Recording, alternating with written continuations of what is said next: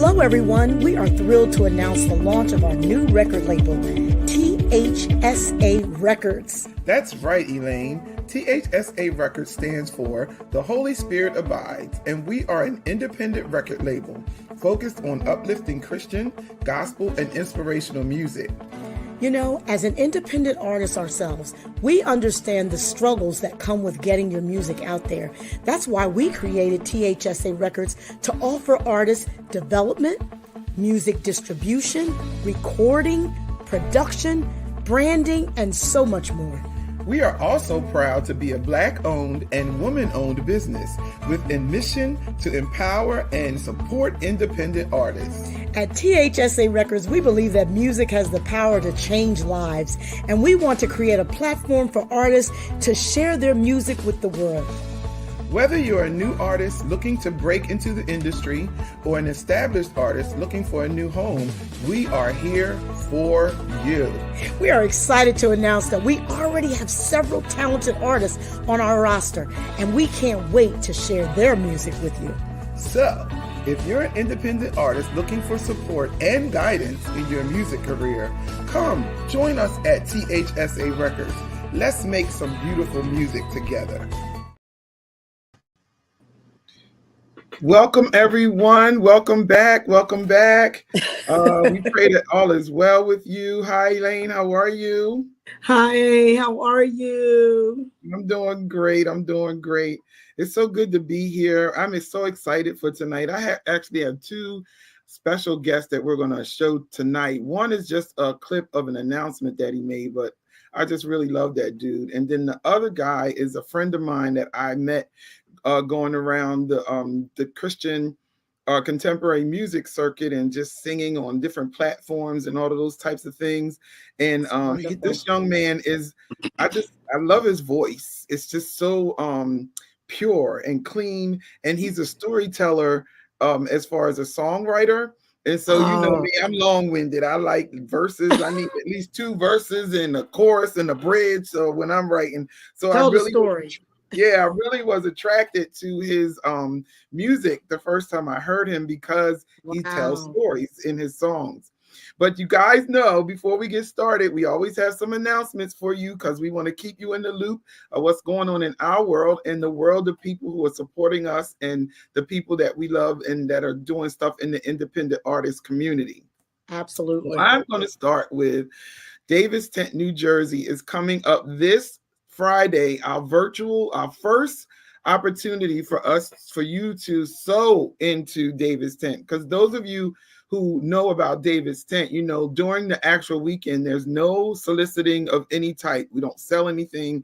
We are just there to worship and praise Jesus.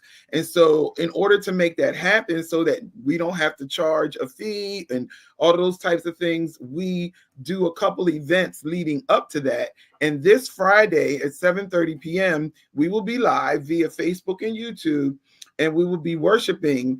We have worship artists, we will be interceding in prayer, and we will have Bible readers, and we're going to do a virtual worship this Friday. We do have a couple slots available. So if you are interested in being a part of that, you can still go to our Davis Tent Facebook page and just click the button and sign up.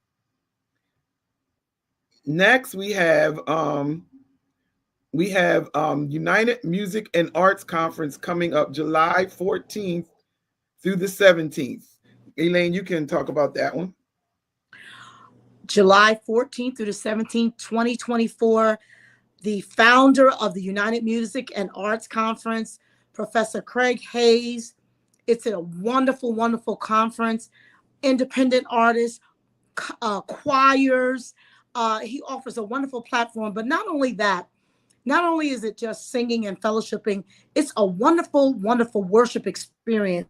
Yeah. Along with learning, education, understanding. Sometimes we're just out there singing and we don't even know what's going on in the music industry, or we don't even know how to navigate. So this is a wonderful, wonderful conference that helps you how to navigate through the music industry and really getting back to basics and doing ministry. That's what we're here for. Yeah. And yeah. Oh, she's frozen. Love for you to come and be a part. Yes, thank you.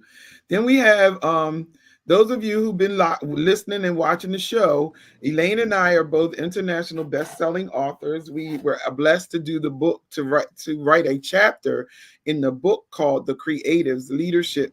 And it is actually a bunch of us creators got together and we actually wrote our story about what it's like being a creative and being a leader. You know, sometimes you got to hone them skills in when you're leading. You can't just do everything. Your mind is going all crazy and stuff like that. And being a creative can be tough being a leader because God is constantly downloading things to you. And so it's like, God, when do I implement this? But we will be here with a couple of the other artists who are in the New Jersey area, Pastor Bubby Fan, Debbie Egbisi, Leslie, and my sister Yvette, myself and Elaine. We will be at the Piston Diner. It's $45 and it does include your meal. And it's Saturday, April the 13th. So if you're not busy, put it on your calendar. We expect to see you out there for a grown folks conversation where we really get into the meat of what it's like being a creative and being a leader. Then we got some new music coming out from T.H.S.A. Records. Let Me Love You, Tina Guitar XO. Tina Guitar is my guitar player. Yeah. So if y'all have ever seen my band, anyone who's ever seen my ministry, Tina is the one that's on the guitar when we minister. And she actually released a single, I think it was the February 9th, right in time for Valentine's Day, called Let Me Love You. So you can get that on all digital platforms. Our very own Elaine Sanders-Mayfield will be releasing You Are My Father coming up for Easter. Right before Easter, you'll be able to get that and add that to your playlist for Easter. Finally, Miss Gloria D. Brown will be releasing in Easter as also, and in time for Easter also, is she's in Hartford, Connecticut. So we're excited about what God is doing in the life of T.H.S.A. Records. So I'm going to let Elaine announce. I'll talk to you a little bit about our next announcement, which will actually be like about a 5-minute video. And then we're going to get into our guests. Are you there? You're frozen. Stop being frozen. Ah. Oh, there you go. Can you talk? Are you frozen still? The internet. There you go. Yeah, the internet is really acting up, isn't it?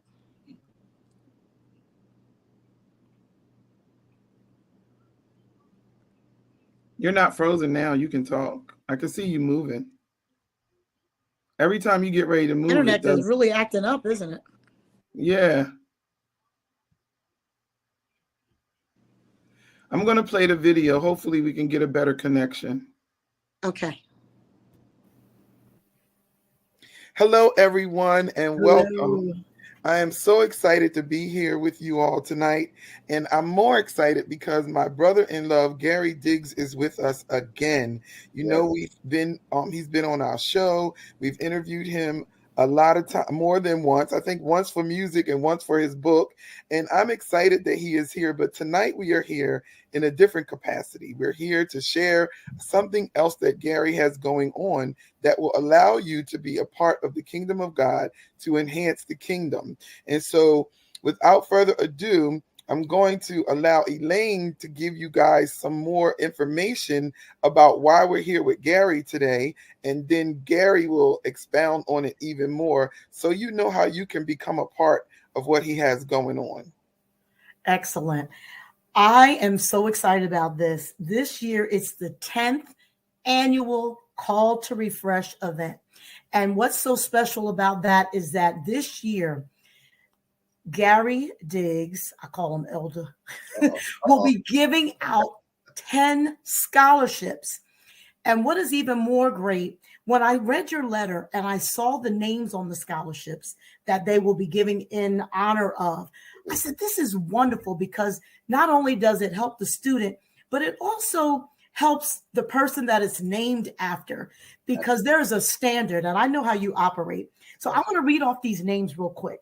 There will be scholarships given away in the name of Jamie Williams, Yes, Destiny Diggs, Jack Harris, Bernae Holman, Renee, Holman, Grammy Award winner Cedric Thompson, Carl Rogers, Brian Williams, Richard Tubbs Smith Jr., and Austin Woodland. yes, What an incredible group. Yeah. And here's the other thing is that we are giving you the opportunity to help make these scholarships come to fruition. Yeah. The goal is $10,000. You want to Yeah. give 1,000, give 1,000. yes. You want to give 500, give 500. You want to give 100, give 100. You want to give 20, give 20. But we want to make sure that this happens. And the deadline is Friday, March 22nd. Yes. The actual event is April 2nd, 7 p.m. at Emmanuel United Pentecostal Church, 438 Stevens Street. That's Camden, New Jersey. And I believe that's your family home church, correct? Yes, that's where I was born and raised, on the playground. Absolutely. My days. There you go. So this is incredible. But we want to get into the meat of why it's important. Yeah. So Gary, tell us your inspiration behind even the scholarships, and you can connect it to some of the things that I already know awesome things you are doing at Call to Refresh. Yeah, Call to Refresh. This is our 10th year. Thank you for even having me on. Oh, absolutely. Our 10th year. And I wanted, of course, every year you want to always add to the equation to make things greater and stronger, bigger and better, for everyone. And we do music. We also offer we offer real estate. We offer health and life insurance and health and wellness. And we offer so many components into what we're doing other than just how to play the next song or what's the latest keyboard. But this year, it was pressed upon me to add education to it. And we want to bless 10 persons that are in school, that are, furthering their education. And I thought, what better person to honor than these guys that have been riding with me from day one. So we're excited about it. Yes, the goal is $10,000. And I always say, get in where you fit in. That is a big number, but then it's not a big number when we come together. That's right. That's right. That's right. It's not a percentage is going to scholarships and something goes somewhere else. I don't play those games and tricks. It is all 100% going towards helping these kids. And here's the thing about this. It's not just for the student that is just an A-B student. That is not the curriculum this year. That is not criteria. We're just trying to get in to help 10 needy children that we feel like it will bless. When my daughter was in college, I remember many times with some of her classmates just didn't have money for food. Yeah. You just never know what the case is. So you say, hey, well, that guy's a D student or a C student and they're not applying themselves. Well, maybe it's because they're hungry. Could be. For the most part, it is a night to refresh, to be cleansed, to be rejuvenated. So when you leave up out of there, you're stronger, wiser, and better than you've been. It's just an atmosphere. And then after it's over, because we go hang out, have a great dinner, grow. Yeah. Yes, absolutely. Because at the end of the day, it's all about Jesus and meeting. That's right. Meeting the needs of his people. Because we a lot of people doing well, but I want him to say, well done. Exactly. Exactly. Thank you for listening. Please get your dollars out and donate. Yes. $10,000 is his goal. The ways you can donate again are Cash App, $ Gary Diggs, check or money order, Post Office Box 1672, Merchantville, New Jersey 08109. And go ahead and you can also Cash App him your entrance fee, your admission fee for Call to Refresh. Yes. Go on and get your seat now, because I guarantee you it's going to be overflowing. Save us a seat. Yes, it's going to be overflowing. Sure. Yeah. I definitely have your seats already set up. Absolutely. So thank you, Gary, again. And we'll be not only donating, but also. Well, now you guys know what what we have going on, and I'm excited that Gary even asked us, Elder Gary even asked us to do that for him. Those of you who don't know, I come from a family that has a background in education. My mother and my father were both educators. I retired from Atlantic City Board of Ed, and my sister is still working in education. And so education is important. And I was one of those college students who was looking for those care packages coming in the mail every week. I went to that mailbox and somebody better send me some food or something, because I'm telling you, it's rough when you out there on your own, especially when you just starting to do that. It's really difficult. And I'm so grateful for my family, my aunts, my uncles, my church family, and godparents sending those care packages. They would always come right on time when I was away at school. And so, but without further ado, I just want to bring on our guest. You guys pray for the internet where Elaine is. She keeps going in and out, and you know how these things are with technical difficulty. And I know she's probably over there having a fit. Okay. Matt Wheeler is a disciple, husband, special needs father, and singer-songwriter who lives in Lancaster, Pennsylvania, a 3-time Kindred Award-winning recording artist. Matt's latest release is titled A Hard History of Love and is inspired by a series of short stories by author Wendell Berry. When I tell you I'm excited to have a conversation with this man, I'm about to bring him on right now. Hey, Matt, how are you? Hey, doing well. Thank you for having me on, ladies. Yes, absolutely. Absolutely. So it's great for you to be here. I'm excited that you said yes. I know you do a lot in the indie artists community. You're always performing. You actually just performed on the 15th of February. Yeah, in Lancaster at T.H.S.A. 360. Yeah, I was going to use that video, but then it didn't have all the backgrounds and stuff to the song. So I said, let me. Oh, sure. Yeah, it was solo acoustic, but it was opening for a Canadian folk band called Great Lake Swimmers, which I've become friends with and been a fan of for years. Anyway, but yeah. So then I'm heading up to New England, Massachusetts, and New Hampshire this weekend for a house concert on the Porchlight Network, Art and Hospitality Network, and then also a faith and arts gathering in New Hampshire called Branches Gathering. So God's opening lots of doors. This year it feels like the things have been ramping up a good bit. So yeah, I'm grateful. Y'all let us know where you're watching from. Hi, Felton. How are you? Good. Thanks for tuning in.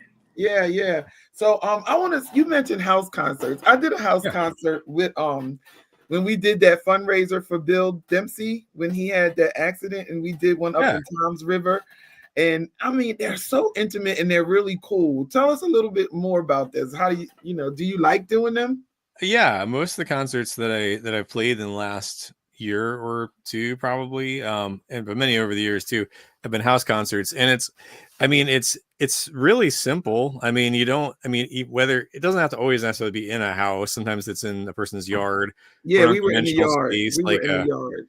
It could be like in a art gallery or something. And I play a lot of church concerts. There's similar ways, but basically just where there's usually the way mine are structured is something like, everyone hangs out usually around food, sometimes a dessert buffet or just potluck is how we put it. Like everyone brings a dessert and shares. I bring my peanut butter fudge, which is my specialty. Okay. And then I play an hour of music, and I have a very interactive style with stories and songs. Like my songs are based on classic works of literature, but also I tell stories about them. It's like, especially when playing solo, I really developed a feel for, like, in the absence of a band, it's like, hey, you guys here as the audience, like you can be the band. Let's all sing together. Let's all be part of this cool experience. And then usually we hang out for a while after as well. It's really simple, but it's beautiful. And basically, like, I describe it as being a bit like bread, in the sense that like there's a few simple ingredients, but it can make something delicious and nourishing. Yes. When you put them all together in the right way.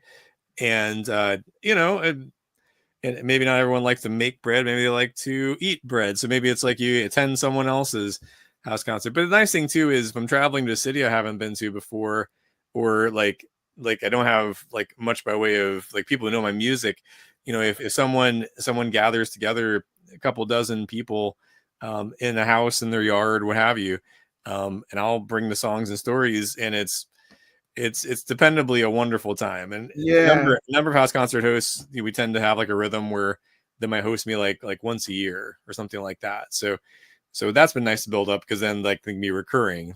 And I enjoy traveling, so it's nice to be able to like just drop in wherever and play in someone's house or church. And yeah, I found that it's just a really great way of connecting. Life on life, I even think of like the early church that was, meeting in houses and things. Yeah, they were meeting in houses. Yeah, it's like, Katrice, we have to do that. I do. I did house concerts before COVID, because COVID I act like those 3 years just didn't happen. Before all of that happened, we were doing more of those. Throw them away. Around town north. We went up to Toms River. We did a couple, and that's sort of like the setting we had for the refreshing cafe. Remember, I did the cafe. I don't know if did you ever do the cafe, Matt? I haven't. Okay, refreshing cafe before COVID. That's kind of like the setting we had, and it was always in a restaurant or something like that where there was food involved, and we always had it it was small so that the artist could actually touch the fans. Like, that's one of my things. Like, I think that if these people are spending money and they're investing time listening to your music, like you going into a green room when you get done talking, I think that's kind of rude to me. I need to know. I want you to know who I am. I want to talk to my fans and the people who are really supporting me. And so that's that was how Refreshing Cafe was actually set up. So we did that for like 7 years, almost 8 years. Yeah. Wow. Yeah, it sounds like what you're describing is basically a listening room, and there's plenty of churches where I've played similar types of concerts, where basically, like, we can gather in fellowship and talk, and then the nice thing too is like maybe you all have had this too, where like people ask you to play music, or you'll be booked to play somewhere, and you're basically background music. It's like your satellite radio, except for with feelings. And that's just not. Like cover bands, playing a bunch of Tom Petty tunes loudly, and people like that can be okay. But what I do is really interactive and usually solo acoustic. So I've played plenty of those background music gigs where, like I'm doing it like a lullaby for my son, and then like a coffee grinder goes off. Yeah. And people are where there's basically settings where the expectation is that people are there to hang out and not to listen to music, like you are. just part of the atmosphere. Yeah. That can be okay, but that's really not my thing. And so yeah, when it comes to performing, that type of concert tends to be what I do. And on my website, I even have like a page on there about house concerts with some frequently asked questions that I answer. People, because it's interesting how many people like attend these, and then they'll be like, wow, I can never really considered this. Like this is so simple and good. And it's like, yeah, like before recorded music, before touring bands and music venues everywhere, that's how you experience music. Yeah. If you were wealthy, you might hire musicians to come play at your estates. If you were not, you probably were playing the fiddle or the piano or whatever you happen to have, maybe an instrument you had made on your back porch. And but there's a lot of room for like, when you bring good art, it gives an opportunity to foster community. It's like people get to be part of something, and especially it's that kind of a setting where it's it's a few dozen people, a dozen people. It's like, oh, like I'm part of something really special here. So yeah. And hello to everyone who's commenting. Yeah. Good evening. Hey, good evening, Terrell. And hi, Pat. How are you? Yeah. So do you find that doing the concerts, traveling around, that you when you're, how can I say this, when you're planning your set, it's just your set, it's not like you don't try to like tweak it for where you're going or the community that you're in or whatever, it's just your music? Well, no, I do. I mean, I think it's wise to know your audience. Like if I so yeah, it like if I'm playing a set that's in a church, I might play some of my most obviously faith-based songs, but there are a lot of the songs that I play that I would play no matter where I'm playing them. For instance, I usually sign off my sets wherever I'm playing with the song "Prayer of Saint Francis," which I did not write, but and I don't know if Saint Francis of Assisi actually wrote the lyrics or not, but it's a beautiful way of describing like how to relate to God, like how to understand that, and how to relate to other people, and how to understand oneself. And so like, yeah, I'll like a lot of like my song "The Light and the Sea," like it's basically a psalm, but I'll play it even if I'm playing like a music festival that isn't like expressly Christian. That's great. So yeah, I mean, like I believe in being the same person wherever I am and whatever I'm doing. Hi, Rocky. Thank you.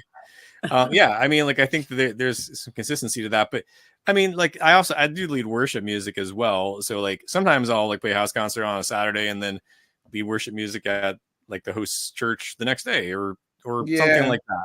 It's and of course I'll be playing like specifically worship songs, sometimes some originals, but yeah, I mean, like I do tailor it a little bit, and also besides like the serious songwriter stuff, the worship songs, I also do ridiculous pop song mashups.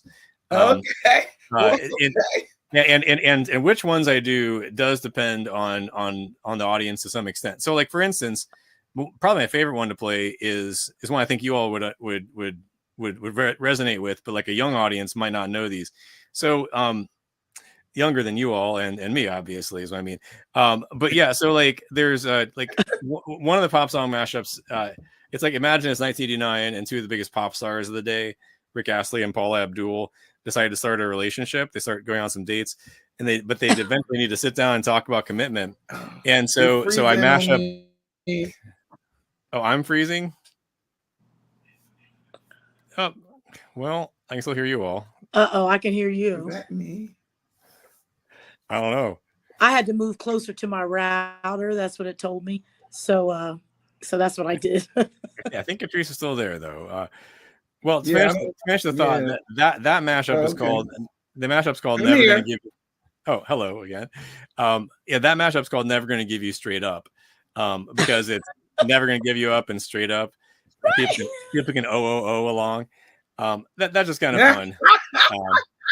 I've never heard of such. I love it. Rocky said that things are looking pretty good coming through where he's at. Yeah, and Patricia says so too. Great. So I guess we're just seeing all that. Anyway, hi, Rocky. Yeah, Rocky O is a good friend of mine. So and sometimes drummer in my band. So Yeah, and thanks for tuning in. Oh, cool. Yeah, so I like to do like I might have like a song based on like a Victor Hugo novel, and also do Prayer of St. Francis, and also have like a Vanilla Ice cover, like all just thrown in. Like you never know. Okay, Like so like I've got a pretty big repertoire, and like there are some songs that appear in most of my sets, like my song Indigo. I mentioned The Light and the Sea is one. And what I've been doing, what I plan to do at both of the events I mentioned for this weekend is play through my new album. Like it's basically present each of the songs. There's 5 songs, and then there's stories to go with them, and actually a piece of poetry at the end as well. So basically, that album is based on some short stories by my favorite living author, a gentleman named Wendell Berry, and so who you mentioned when you were describing the new album. But the nice thing is, like, if people know who he is, then they can jump right in and like get immersed. But if they don't know who he is, then it's like I get to introduce them to a friend. I mean, not that I know Wendell Berry really well, but I have written to him, and he actually wrote me back a few days ago. He's still alive. He's 89 years old. And he does know that I have an album that was based on his work. And he said nice things about the poetry too. But anyway, that's incredible. Yeah, which there's a whole other story about how I got connected writing to him in the first place, which I can get into if you want. But yeah, the point is, like I do, like it's not like if I'm playing half an hour, it's always these 5 songs or 6 songs. Like, like sometimes I'll actually change like in the middle of the set list. I'll reach the end of a song and be like, no, I'll do this one. No, I'm gonna do this other one over here. Yeah. And could kind of have the band meeting in my head. Yeah. And I do that.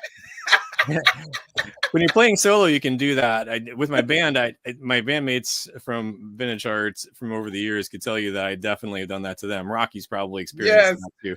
Where I'll be like, you know what? I think I'm going to try an acoustic version of this one song from the 80s or something. Yeah. Anyway, so it does vary a bit, but for the most part, I see who I'm playing for. If I'm playing for a bunch of high schoolers, I might play a different set of tunes than if it's a bunch of seniors. If it's but the originals, like especially, I guess that mostly like affects what I play as far as the covers too. But anyway, point is, I try to take temperature of the room. Sometimes even like midway through, like if it turns out there's a bunch of kids there, I might do a song called Happy that has motions and has a repetitive chorus that kids can jump in and sing along, and the parents can act like kids as well, and it's just a ton of fun. So that's a very meandering answer to your question, but so it's great because I do a lot of the same stuff. Like I will switch up in midstream the set list in a minute. Right. Well, and my husband is my drummer, so then he's looking at me like, we did not practice this. Hi, Minister Hall, how are you? And he's looking at us like, we did not we did not go over this in practice. Yeah. I've heard that Bruce Springsteen has done that over the years, where like, he'll mention something about a song, and then like he'll like count it off. Like I think it was Max Weinberg, his drummer. I heard him talking about like, and we just have to guess at which song he was going to start into. But I mean, like obviously that's worked out okay for him. So I guess Katrice and I are in good company. Yes, we are. I did my first David's Tent with Katrice, and I'm like, okay. She's like, oh yeah, these are songs you'll be fine. And then, okay, she had her template, right? Then the Holy Spirit comes in. Katrice is writing on the spot. Oh, wow. She's just, she's just downloading, and she's like, repeat after me. And we're like, okay. So now it's like a whole new chorus. Yeah, just going with the spirit, like, improvising. Yeah. It's like jazz, just going where the spirit leads, where the music. It was great. It was great. You wind up with one-of-kind moments when you do stuff. Yes, like that you can't even repeat, right, Matt? Like you can't go back and get that stuff. You never get it back. Yep. So you got to go with it. So tell us, you are nominated for a Kindred Award this year again. Yeah. So, congratulations. Thank you. I actually would. they're a little kind of out of the shot back there, but there are a few. Yeah, the ones I won are over there. But Yeah. anyway, yeah. So I got word probably same time as you all did about the Yeah, nomination. because both of us did too. Yeah, absolutely. And I saw that I'm nominated for the folk storytellers category. So Mhm.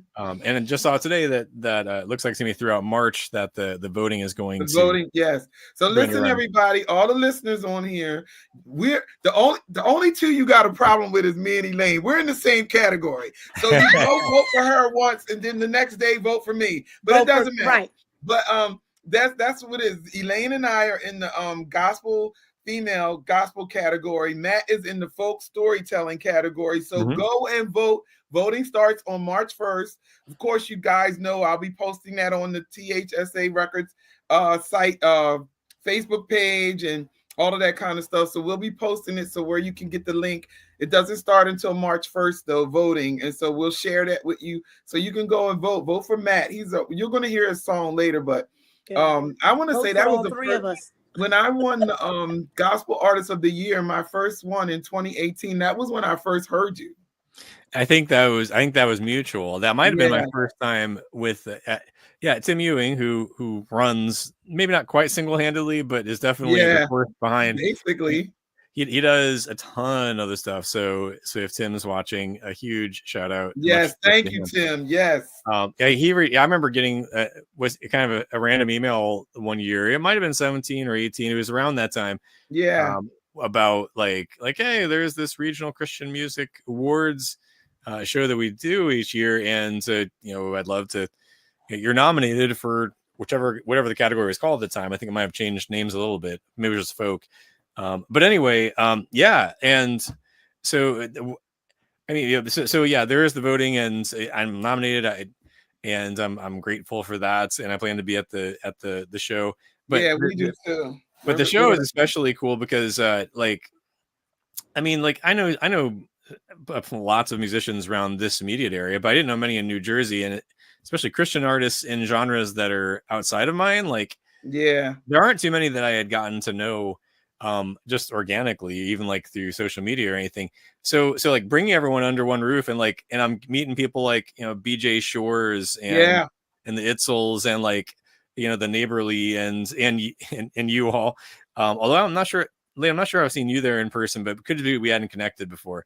Or like the Dorsetts or other folks. I mean, there's lots of folks who I didn't know. I like the Neighborlies. Yeah. Like I recently played an event with them, and it was the first time we met them in person. So, but anyway, yeah, they're from this area. But yeah, it's super cool. Like just getting to know people who are doing like other expressions of music. We have a common bond of faith, even if we live in different places. Our backgrounds are different, our sound is different. I mean, I think that's a really beautiful picture of you look in Revelation, the description of the new kingdom, about how people from all tribes and tongues and languages will be together worshiping God, and so it kind of feels like the Kindred Awards is like a localized New Jersey, Pennsylvania, New York, Delaware-ish flavored miniature version of that. Also, I like that it's like a big concert, so it's not like it's not like you're judged or anything like that. Like when you come, there's no judges there. There's no reason to be nervous or whatever. You already know if you're going to perform. He tells you that ahead of time. Right. You already know certain things. Like if you're presenting an award, he basically writes the script for you. Oh, he literally does. If you can read, you're in, and so it's just a wonderful environment. Everybody is very supportive of each other, and it was artists there that I didn't even know. I knew them, but I didn't know that they were, gonna be there. And so it was great to see them that I hadn't seen in a long time and stuff like that. So it's a really a great big festival. That's how I see it, and just giving out awards. Like all packed into one afternoon, but I appreciate that you could have like a rap artist could do what they do, and then you might have like a gospel artist. Actually, I saw Bubby Fan was listed on one of your events there. That's how I became aware of his phenomenal abilities. But Incredible. But then like you might have like me getting up there and playing a folky song and have everyone clap along, and then you might have like a rock act go after that. Yep. And like I mean, the common thread, of course, is the message. Right. It's just it's cool that it's kind of like a like a regional Dove Awards or a tiny this area Grammys in for Christian music. That wasn't a good way of phrasing it, but you get the idea. And so I'm really appreciative, and that's of course how we connected in the first place too. Yeah.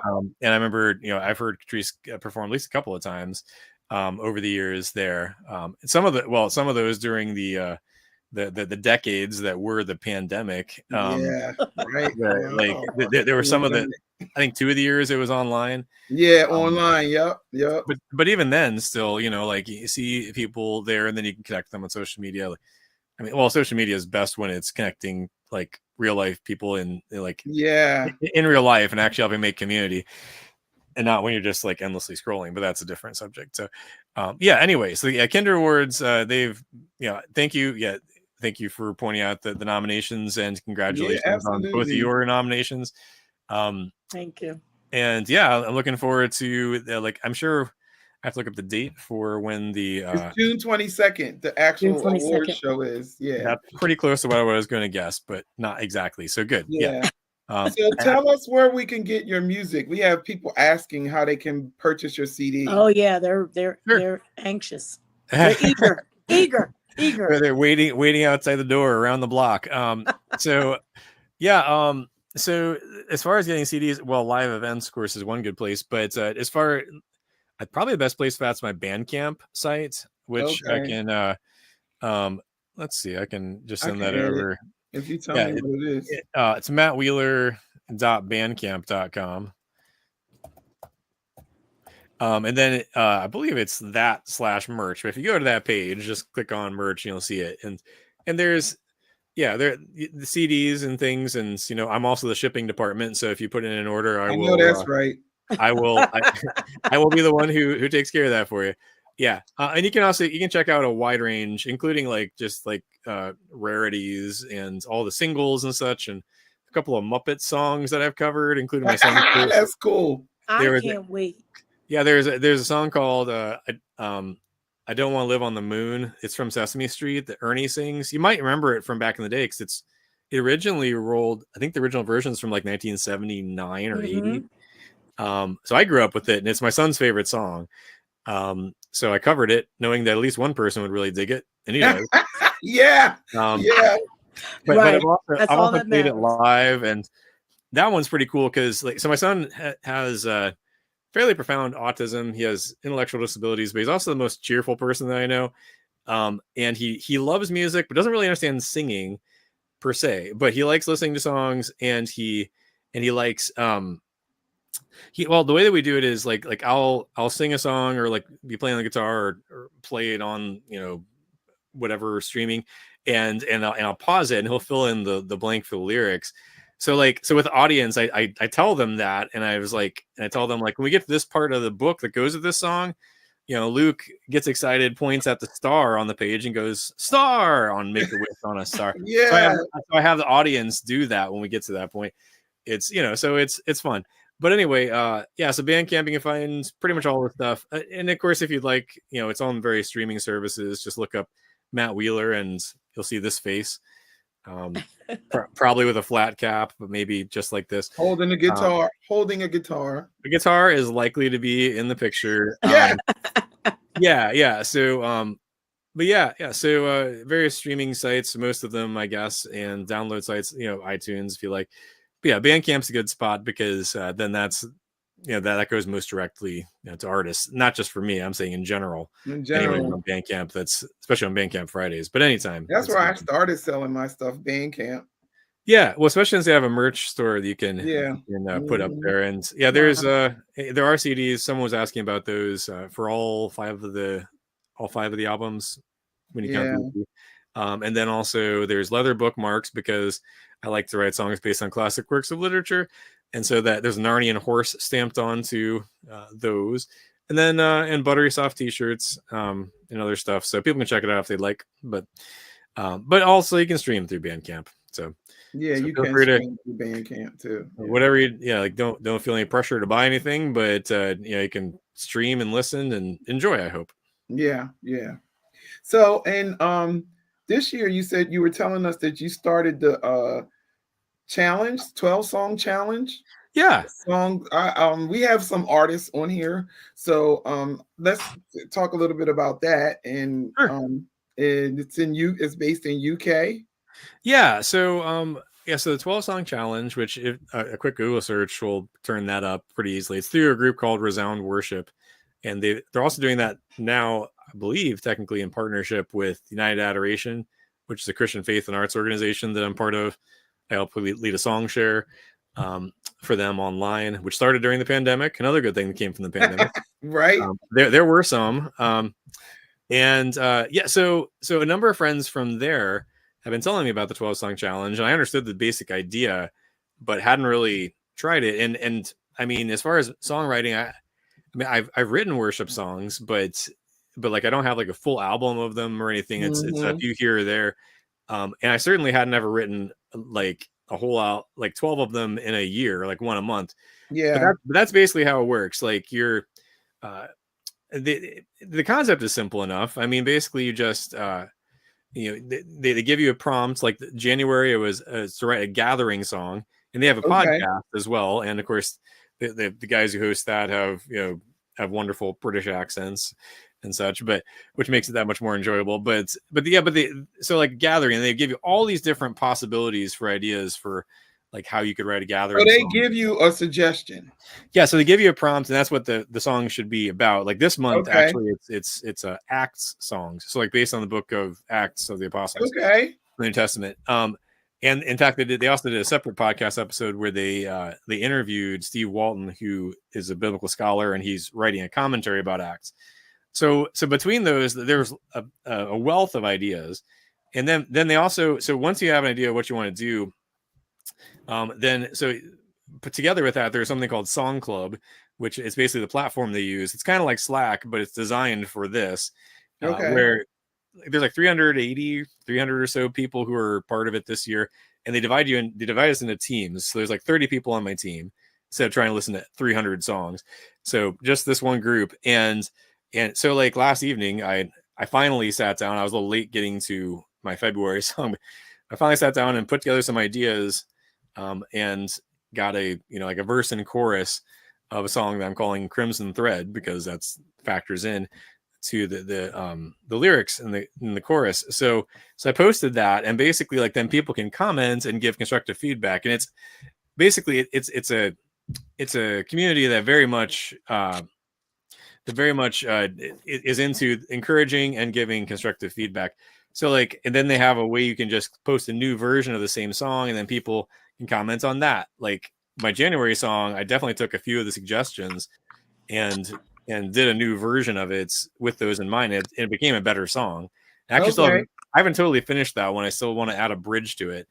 But there's another songwriting community that I think will be helping me with that. So point is that it's, like what I was told about it is like community is like the community that comes from it is totally worth it. And basically like each month you're just supposed to like, even if it's just like a piece of a song or like something unfinished, that's okay. The idea is basically just to help you, to help give you a like basically give you accountability, but also like to give you cause to go ahead and write. And I certainly find I write best when there's a prompt, which is part of why I write. I was going to ask you that. What inspires you? What inspires you? Right. I was to write. I mean, sometimes it is things that happen in life. Sometimes it's realizations God brings. Or I'll be like walk on a long walk outside or driving or something and think of a melody, which that's not infrequent for me to like have that happen, then just get it down on voice memos and use it later maybe.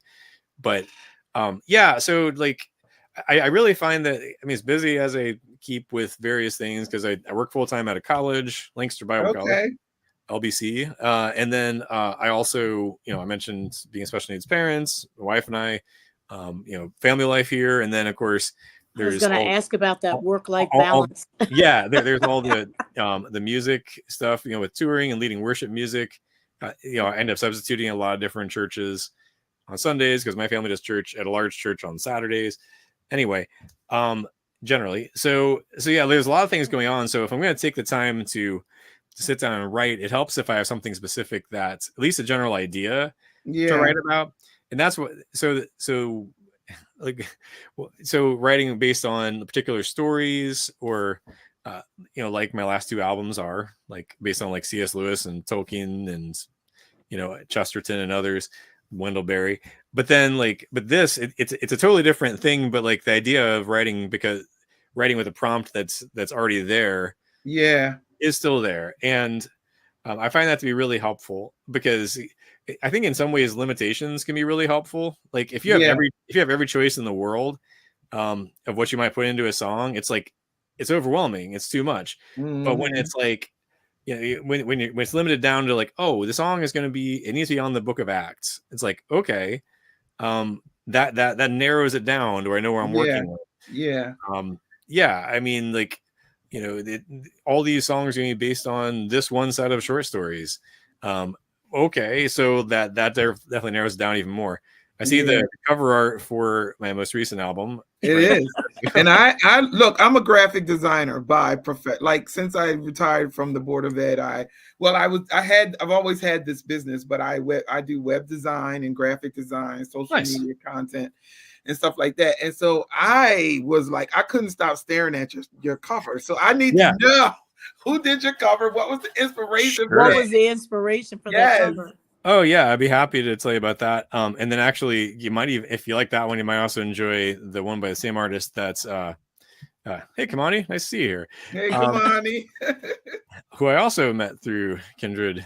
Words. So so this one, this and the cover art for my album Wonder of It All are both by my friend Ned Bustard. He if you know, there's a liturgy book called Every Moment Holy. Where there's liturgies for things like, well, there's like liturgy for table blessings and things, but there's also liturgy for like beekeeping and, for changing diapers. I remember there's one of them, or for a purposeful gathering, or for cleaning. There's all kinds of things, like basically because basically every moment is given to us by God. Yeah. So anyway, so all that said, so Ned does the illustrations for the first two, I guess really all three of the volumes of Every Moment Holy. And he's also local here to Lancaster. He runs a gallery called Square Halo Gallery. Okay. Where I did the album release concert for this album. Nice. So it's linocut art, which means that he took a block of linoleum and carved the reverse of this image. Basically carved out and then inked it and then printed it.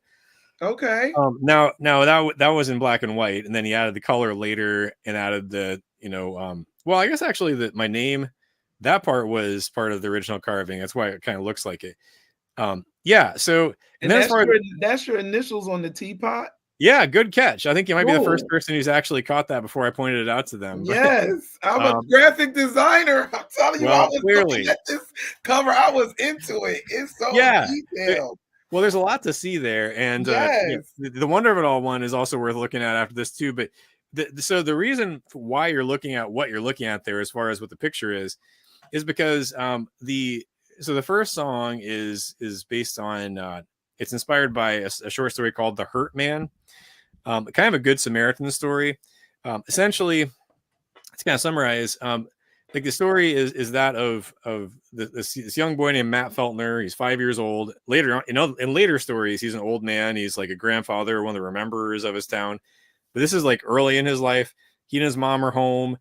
Dad's away with farm business, and a fight breaks out near their house. And this wounded man breaks out of the crowd and runs toward their house. And Matt's mom, Nancy, actually opens the door and lets the hurt man in, which is maybe not what you'd expect to happen. But then she blocks the door because there's these other men coming after him. Turns out they're his friends, but they all go inside, and basically, Matt is struck with all of these.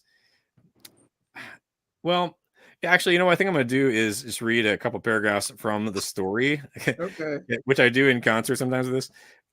Okay, so here we go. This will actually set the scene as far as what you're looking at quite a lot better. Okay, so okay, here we go. So this is from the Wendell Berry short story, The Hurt Man. What he saw in her face would remain with him forever. It was pity, but it was more than that. It was a hurt love that seemed to include entirely the hurt man. It included him and disregarded everything else. It disregarded the aura of whiskey that ordinarily she would have resented. It disregarded the blood puddled on the porch floor and the trail of blood through the hall. Matt was familiar with her tenderness and had thought nothing of it, but now he recognized it in her face and in her hands as they went out to the hurt man's wounds. To him, then, it was as though she leaned in the black of her mourning over the whole hurt world itself, touching its wounds with her tenderness in her sorrow. And then one more paragraph here.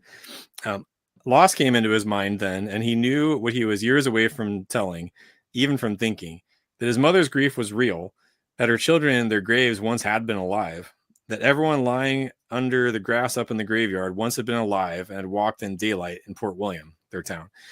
And this was a part and belonged to the deliverance of the town's hard history of love. And there you go. That's like just a few paragraphs of this masterful 11-page short story. So what you're seeing there is, well, the hurt man, although I recognize that he could bear a passing resemblance to me. Yeah. If I was going like, cartoon to you, right? But well, I mean, it's based on what we look like in the story. The story didn't say that he had a beard. That was Ned's interpretation, but that's fine. Take it however you want. But then also, and then the way the birds are there for a couple of reasons. One, the concluding song, the last regular song that's on the album is called "The Wild Birds." I'm sorry, it's called "The Way We Are." It's the one that I think you were planning on. I'm gonna play in the. This might be a good lead into it. Yes. But in that story, there's a character.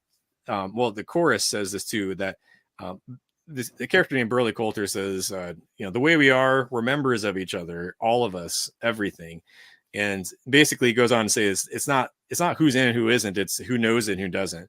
Yeah. That could be about like the brotherhood of man, like just everyone being made in the image of God. It could be us as Christians. They'll know us by our love, Jesus says. Mm-hmm. It could be the people who live right next to us. It could be people that we see around us who are in need.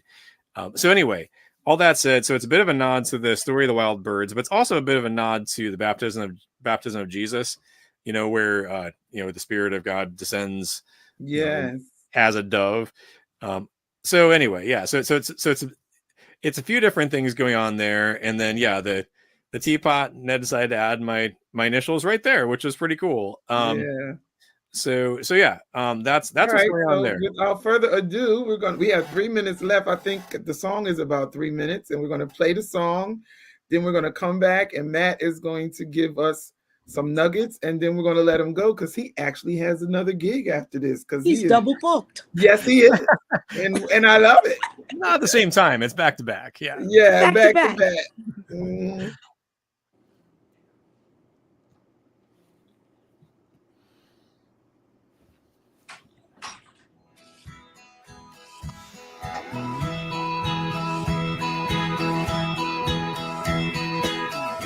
Welcome to the bright sadness, the humble madness, the sacred gladness.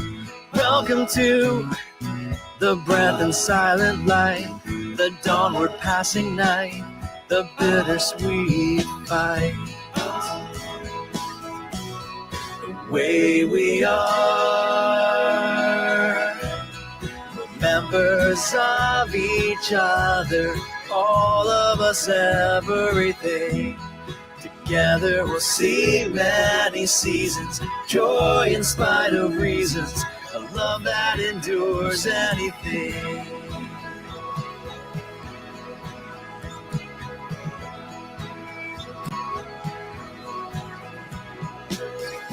Welcome to the root systems, the frail and winsome, the ancient wisdom.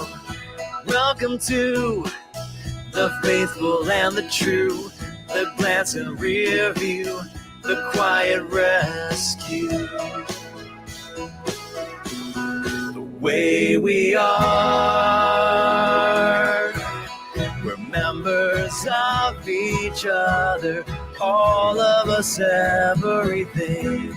Together we'll see many seasons, joy in spite of reasons, a love that endures anything.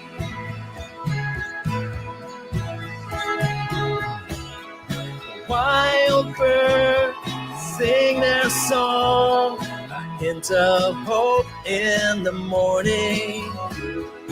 Wildflowers worry not, their maker brings joy in the morning. The way we are, members of each other, all of us, everything. Together we'll see many seasons, joy in spite of reasons, love that endures anything. The way we are, members of each other, all of us, everything. Together we'll see many seasons, joy in spite of reasons, a love that endures anything.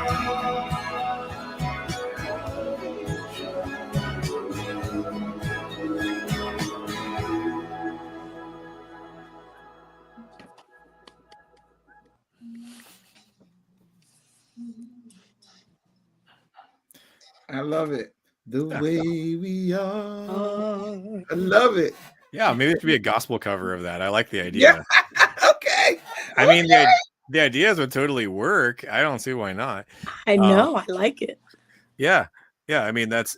Oh, okay. The flapping at the beginning of the song was the sound of pages of a Wendell Berry book. Okay. I love it. Actually, my previous album, The Wonder of It All, almost all the percussion was done on hardcover books, copies of the books that the songs were inspired by. It was high concept for sure, but that was Chris Weisington, the producer from Old Bear Studio, was his idea, and it worked great. So with this album, we kind of went back to that a little bit. I brought a bunch of my Wendell Berry books, and the one evening we were like, a bunch of us were just like flapping and clapping, like doing like rubbing pages, like just doing other sounds. So a bunch of percussion in there. That's a great idea. I love it. I absolutely see what I'm saying. Creatives are the truth. I'm telling you, it's nothing like being a creative. You never know what's going to come out. You know? That's right, Elaine. I absolutely love it. Yeah. So give our listeners some nuggets on just tell them like a little bit about what it took for you to get where you are and you know how you stay steady.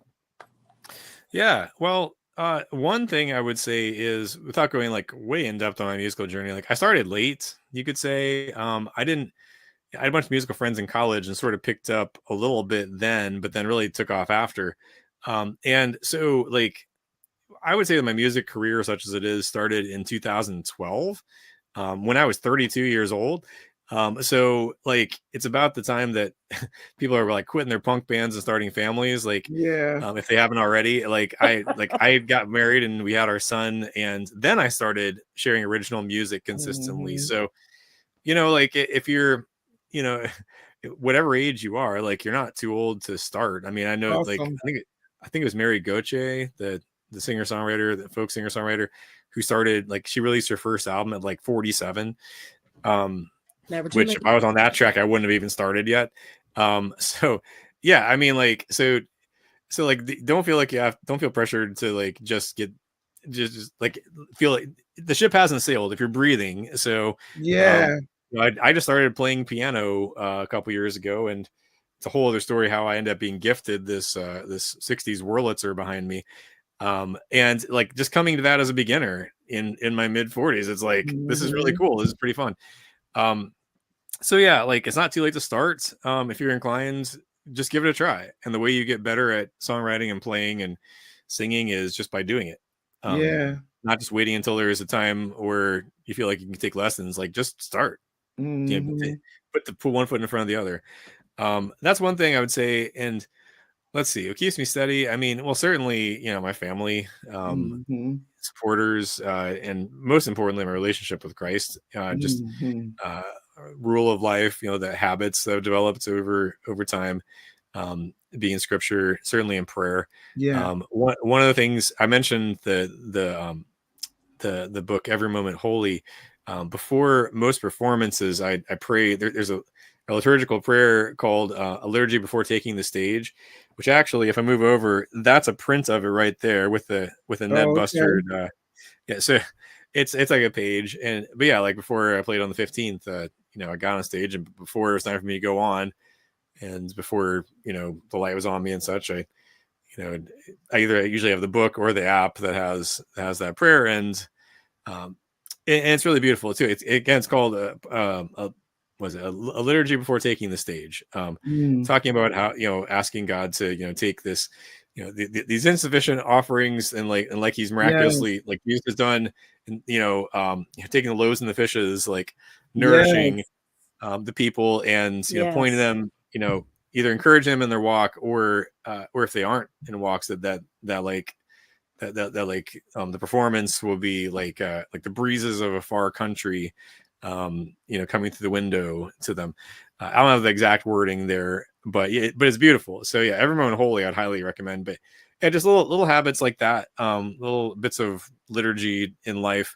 And I don't mean just like what's in that book. I mean just like the habits, spiritual disciplines, just following Christ. I mean, that sounds super simple, but it's, well, as far as an idea, that's not say it like is in practice super simple.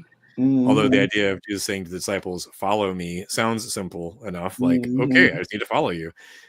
But anyway, so yeah. And as far as I thought, maybe there's one other thing I was going to throw in there, and I'm not remembering now what it is. Oh, I know what it is.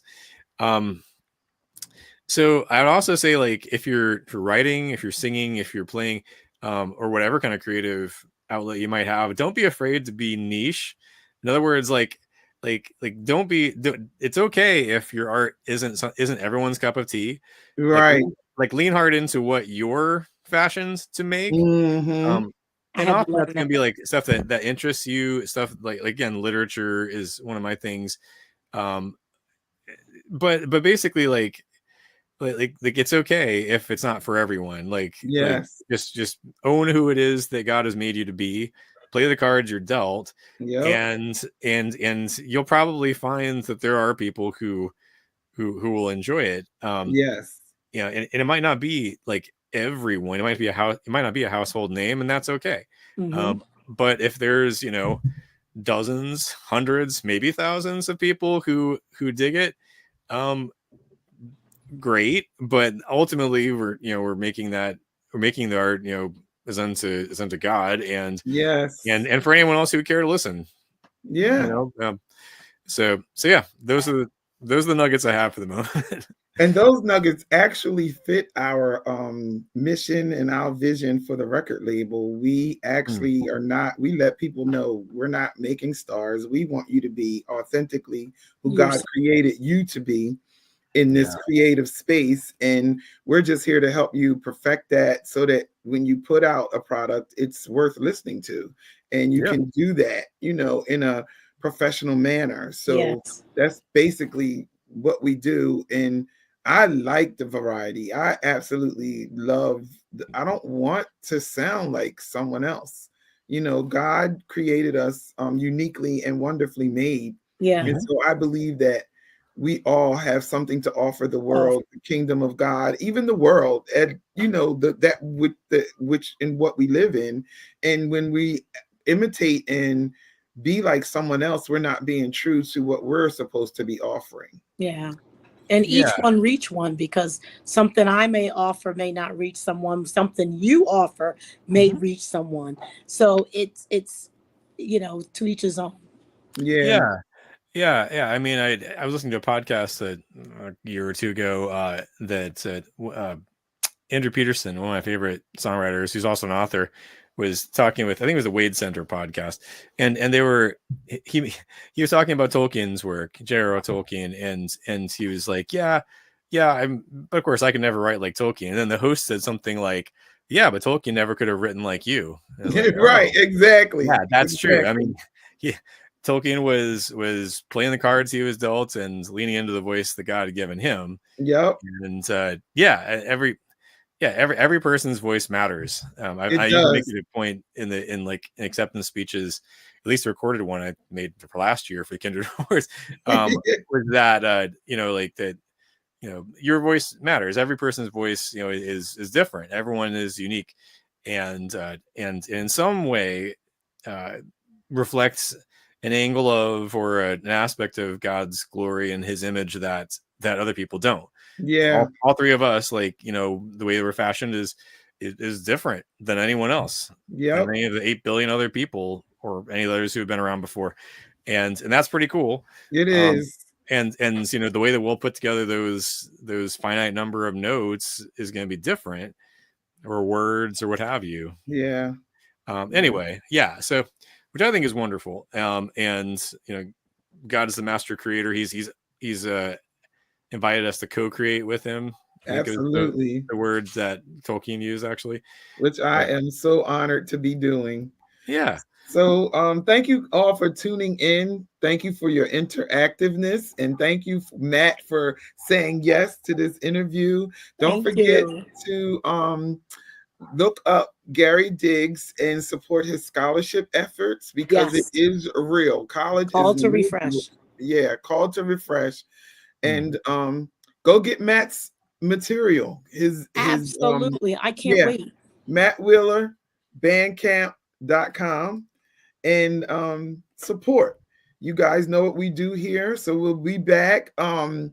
Actually, we'll be back next month with some awesome women, because next month is Women's History Month, and we have some awesome women who have been on the grind in the music industry for years, and some are new to it, but we have some that we're going to talk to, and we'll be letting you guys know about that. We'll be posting that and everything. Don't forget to vote for us. We appreciate your support. Kindred Awards starts March 1st as well. And so, thank you for tuning in. May the grace and peace of God be with you and your families till the next time. Bye-bye. Bye-bye.